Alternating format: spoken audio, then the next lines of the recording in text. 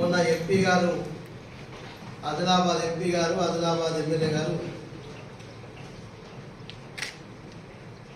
CCI పైన cement corporation of India and airport విషయంలో పచ్చి అబద్ధాలు మాట్లాడింది. దాన్ని బీఆర్ఎస్ పార్టీ పూర్తిగా తీవ్రంగా ఖండిస్తున్నాం.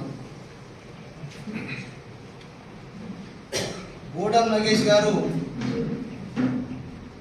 చాలా మంచి పేరుంది జిల్లాలో, మంచోడు, అబద్ధలాడడు, సత్యపూస, చిలుక పలుకులు పలుకుతాడని చెప్పి ఆదిలాబాద్ ప్రజలు పాపం నమ్ముతారు. కానీ ఎయిర్పోర్ట్ విషయంలో అది ఎయిర్ ఫోర్స్ తెస్తారా ఎయిర్పోర్ట్ తెస్తారా కానీ ఈ విషయంలో మాత్రం నువ్వు దొంగతోటి దోస్తానే చేస్తుంది.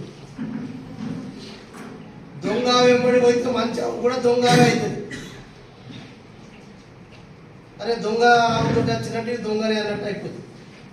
నువ్వు ఎమ్మెల్యే దోస్తాన చేసి ఎమ్మెల్యే సాహసం చేసి దొంగ వెంబడి తినడం వల్ల నువ్వు కూడా దొంగ ఆవు మందన తయారవుతున్నట్టు కాదు.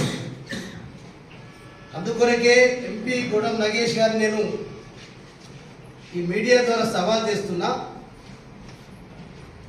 నువ్వేదైతే 2014లో జోగు రామన్న గారు మంత్రిగా ఉన్నప్పుడు ఆదిలాబాద్ ఎయిర్పోర్ట్స్ ఫైలు కేసీఆర్ దగ్గర ఉన్నది, అది మనం క్లియర్ చేపిస్తే అని నేను జోగు రామన్నకు చెప్పిన. అని జోగు రామన్ ఏమన్నాడు, డిఫెన్స్ వాళ్ళది ఇక్కడ ల్యాండ్ మనం అసెంబ్లీ కడుతున్నాం, అసెంబ్లీ కొరకు మనం ల్యాండ్ అడిగితే మనకి ఇస్తలేరు, అందుకొరకే మనం ఎందుకు ఆ ఫైల్ క్లియర్ చేయాలని చెప్పి జోగు రామన్ అన్నాడు అని అంటున్నావు కదా. ఇది పచ్చి అబద్ధం. అందుకొరకే గూడెం నగేష్ గారు, పాయం శంకర్ గారు,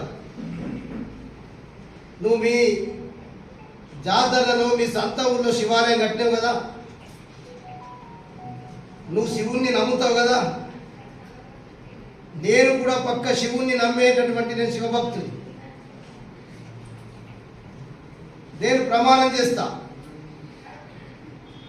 నువ్వు నాకు ఆ మాట చెప్పలేదు, ఆ ఫైలు కేసీఆర్ దగ్గర లేదో ఉన్నదో నాకు తెలియదు, నువ్వు నాకు చెప్పలేదు. దీనికి నేను రెడీ. నేను మీ ఊరికి వచ్చి శివాలయంలో ప్రమాణం చేస్తా. లేకపోతే గూడెం నగేష్ గారు, పాయం శంకర్ గారు మీరు శివుని మీద ప్రమాణం చేస్తారా? ఫస్ట్ మీరు చేస్తారా? మీరు చేస్తే నేను దేనికన్నా సిద్ధం. మీరు అన్నమాట కట్టుబడి ఉండి నేను నలుగురు ప్రజలను తీసుకొని జాతరలకు పోయి శివాలయంలో ప్రమాణం చేస్తామంటే మీకు ముందు ఛాన్స్. మీరు చేసిందనుకో ఇద్దరు, నేను దేనికన్నా రెడీ. లేదు అంటే నేను ప్రమాణం చేస్తాను, చెప్పింది తప్పు అని చెప్పి మీరు దేనికి సిద్ధమని అడుగుతారు. ఈ సవాల్ని స్వీకరించాలి. అట్టిగా ఏదో అవాకులు చెవాకులు మాట్లాడతాం, ఏదో మొత్తం మా మీద ఉన్నటువంటి